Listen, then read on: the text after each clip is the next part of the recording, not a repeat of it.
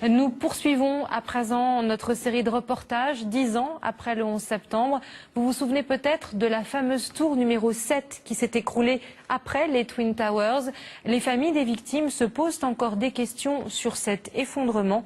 Nora Boubetra et Laurent Beaufils les ont rencontrés.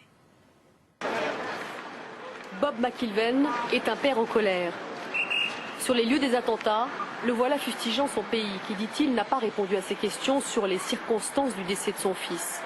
D'après lui, il est mort dans le lobby de la tour numéro 1 avant qu'elle ne s'effondre, mais son corps porte des impacts d'explosion. Quand vous vous rendez au travail, votre visage explose, votre poitrine et vos bras sont désintégrés. Je pense que ça mérite une enquête. Son fils, Bobby, était dans la tour nord. Et c'est l'un des très rares corps retrouvés sur le site. 10 ans de quête pour la vérité, 10 ans de recherche. Pour comprendre comment son fils est mort, cet ancien professeur d'histoire a fait sa propre enquête. Ce n'est pas un adepte des thèses conspirationnistes. Et personne n'a su répondre à ces questions, pas même la commission du 11 septembre, mise en place 14 mois plus tard, sous la pression des familles. Ils n'ont pas répondu à 70% de nos questions à nous, les familles. Eh bien, c'est extrêmement frustrant. Nos enfants ont bien été assassinés. Il faut donc une enquête. Mais le rapport de la commission d'enquête n'en a fait qu'un exposé des faits. En plus, on n'a pas posé les questions qui fâchent aux responsables interrogés.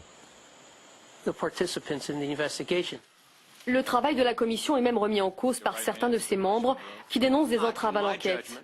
L'un d'eux a d'ailleurs démissionné. John Farmer était conseiller juridique dans cette commission. Dans son livre, il explique que le gouvernement a caché la vérité. La CIA a détruit des cassettes des interrogatoires des cerveaux du 11 septembre. Des cassettes dont on ne connaissait pas l'existence à l'époque.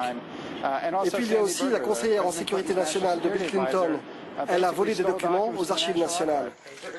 Bob McIlvaine et son ami, l'ingénieur en génie civil, ont des doutes aussi, car la commission n'a pas évoqué l'effondrement de cet immeuble. Une troisième tour, le bâtiment 7, s'est écroulée le 11 septembre sans avoir été heurtée par un avion. Elle s'est brusquement affaissée en moins de 7 secondes. Les deux hommes réfutent la thèse officielle selon laquelle la chute est due à un incendie.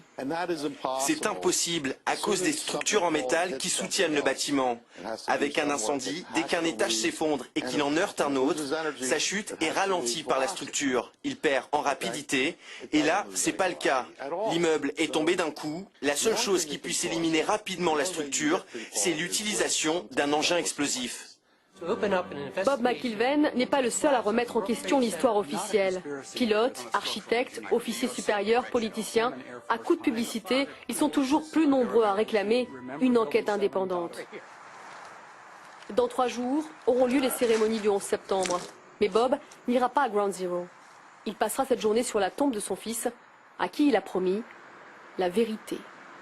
Une enquête indépendante ne risque pas de voir le jour, en tout cas pas sous Barack Obama. Le président américain qui a accordé une immunité à ses prédécesseurs veille à sanctionner tout questionnement sur le 11 septembre.